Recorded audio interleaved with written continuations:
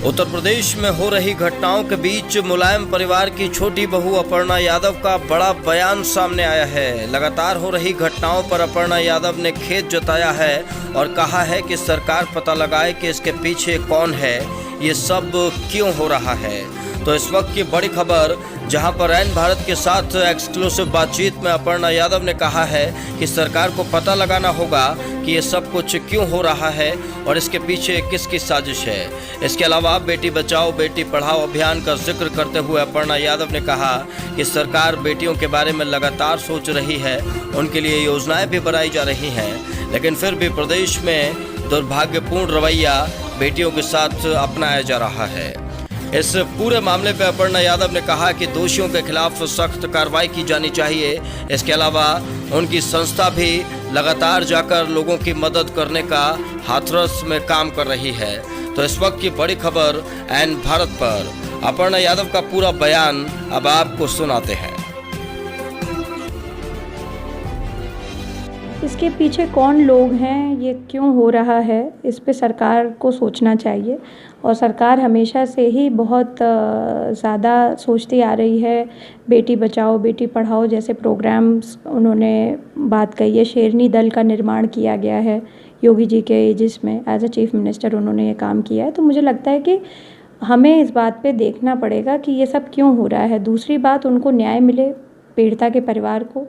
और जो भी ये घटनाएं हो रही हैं, ये पूरी की पूरी जो है मुझे लगता है समाज में जो है एक तरह से कलंक का रूप है ये। और मुझे लगता है कि ये बहुत ही अमानवीय घटना हुई है और गलत है ये।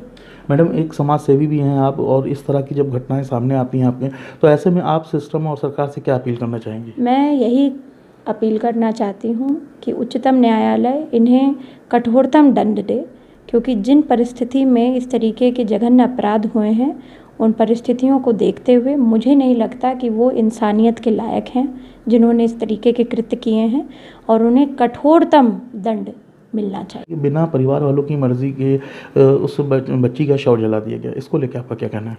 मुझे बहुत दुख है इस बात का, बहुत खेद है।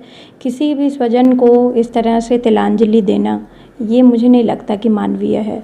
और हर आदमी को हमारे पूरे विश्व में ये राइट मिल रखा है कि पैदा होने पर और मरने पर जो है उनको एक तरीके का आदर दिया जाए। जब बच्चा पैदा होता है तो भी उसको आदर के साथ घर में लाया जाता है, वो लड़का हो या लड़की।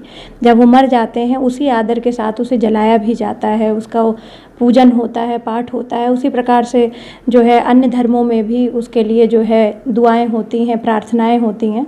तो मुझे लगता है कि इस तरीके से उसको रात में जला देना ये उचित नहीं था। ये किसके कहने पर हुआ है, क्यों हुआ है, ये हमें देखना पड़ेगा। और सरकार को इस पे जो है, जिन लोगों ने भी इस तरीके का काम किया है, उस पर तुरंत एक्शन लेना चाहिए। मैडम, मृतका के परिवार वालों से भी आपकी बात हुई, तो उस बातचीत में क्या रहा?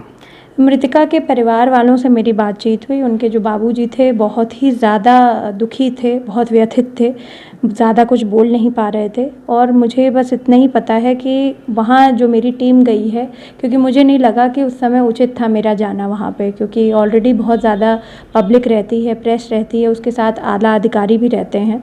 तो मेरे जाने से वहाँ पर और भी ज़्यादा जो है समस्याएँ बढ़ सकती थी, क्योंकि कोई भी आदमी आता है तो लोग उसका देख रेख करने लगते हैं। मुझे लगता है कि पीड़िता के परिवार को ज़्यादा ज़रूरत था ये सब, और उन्होंने खाना नहीं खाया था। और ये देख कर के मेरी टीम को बहुत दुख हुआ, और मेरी टीम ने उनको खाना भी खिलाया।